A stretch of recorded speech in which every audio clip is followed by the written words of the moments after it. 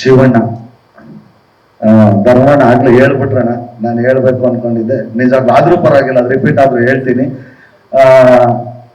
ನಾವು ಹುಟ್ಟಕ್ಕಿಂತ ಮುಂಚೆನೂ ಹೀರೋ ಅದ. ಈಗ ನಾನೊಂದು ಮೂವಿಗೆ ಹೀರೋ ಆಗಿದ್ದೀನಿ, ಈಗಲೂ ಹೀರೋ ನೀವು. ನೆಕ್ಸ್ಟ್ ನಂಗೆ ಅತಿ ಮಕ್ಕಳಾದ್ರೆ ಅವ್ನು ಹೀರೋ ಆಗೋದು ಹೀರೋ ಹಾಗೆ ಆಗಿರೋದು ಅದೊಂದು ಹೇಳ್ತಾರೆ. ಯಾಕೆಂದ್ರೆ ಸಾಧ್ಯನೇ ಇಲ್ಲ. ಒಂದಷ್ಟು ಸಿನಿಮಾಗಳನ್ನ ಮಾಡೋದು ಬೇರೆ. ನನ್ನ ಪ್ಯಾಕೆಟ್ ಅಲ್ಲಿ ಇಷ್ಟು ನಂಬರ್ಗಳಿದೆ ಈ ಸಿನಿಮಾದು ಅಂತ ಹೀರೋ ಮಾಡೋದು ಬೇರೆ.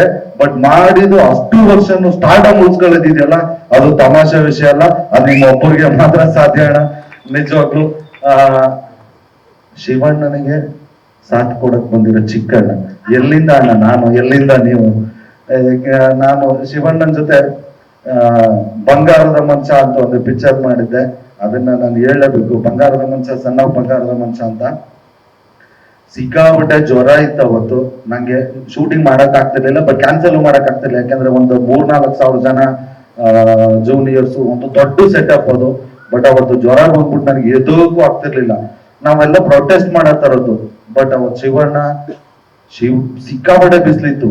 ಶಿವಣ್ಣನು ಎದ್ದೋಗದೆ ಕಟ್ ಅಂದ ತಕ್ಷಣ ಅಲ್ಲೇ ಕೂತ್ಕೊಂಡು ಅವ್ರ ತೊಡೆ ಮೇಲೆ ಮಲ್ಗಿಸ್ಕೊಂಡು, ನಿಮ್ ಗ್ಲಾಸ್ ಅಲ್ಲಿ ನನಗೆ ಕಾಫಿ ಎಲ್ಲ ಕೊಡ್ಸಿದ್ರಣ್ಣ. ಆಮೇಲೆ ಪಟ್ ಅಂತ ನಂದು ಮುಗಿಸಿ ವಾಪಸ್ ಕಳ್ಸಿದ್ರು. ಒಂದು ತಾಯಿ ಮಗುಗೆ ಹೆಂಗ್ ಟ್ರೀಟ್ ಮಾಡ್ತಾರೆ ಹುಷಾರಿಲ್ದ ಇರ್ಬೇಕಾದ್ರೆ, ಹಂಗ ಟ್ರೀಟ್ ಮಾಡಿದ್ರು. ಇವತ್ತು ಅಷ್ಟೇ ನಮ್ಮ ಉಪಾಧ್ಯಕ್ಷ ಮೂವಿಗೆ ಸಪೋರ್ಟ್ ಮಾಡಕ್ ಬಂದ್ರಣ್ಣ. ನಿಮ್ಗೆ ಥ್ಯಾಂಕ್ಸ್ ಹೇಳಿದ್ರೆ ಅದು ತುಂಬಾ ಚಿಕ್ಕದಾಗ್ಬಿಡುತ್ತೆ.